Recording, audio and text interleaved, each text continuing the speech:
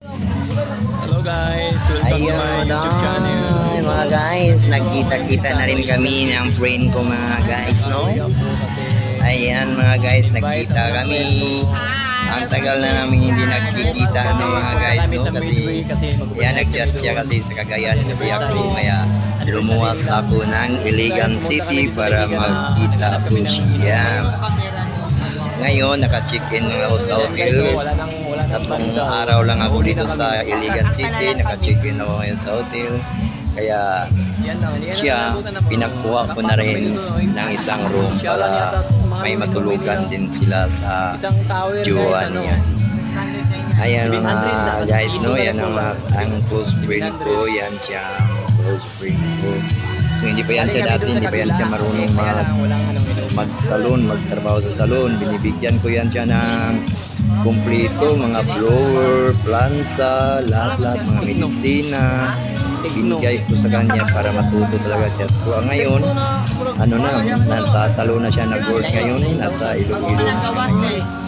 Kaya, ingat na friend, kung saan ka man ngayon, ingat ka lang lagi. Alalahanin mo na wala akong katulad. Sa lahat siguro na friend mo, ako lang ang nakabigay sa'yo ng mga gamit sa'yo.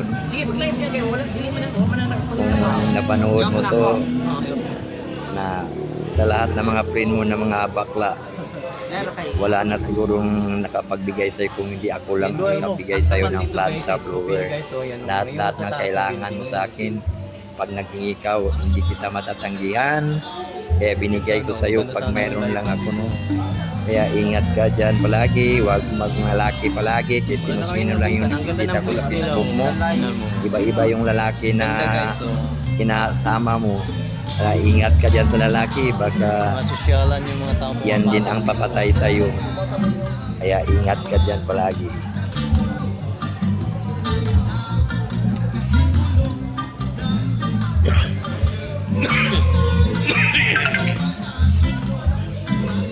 Dahil yung lalaki,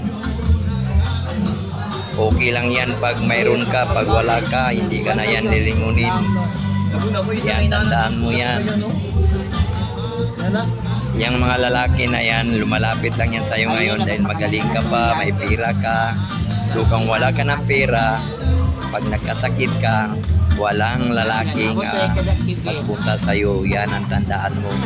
Kung hindi, mga kamag-anak mo lang, nanay mo lang din malalapitan bandang uli. Kaya nanay mo ang bibigyan mo ng kita mo. Okay? Yan.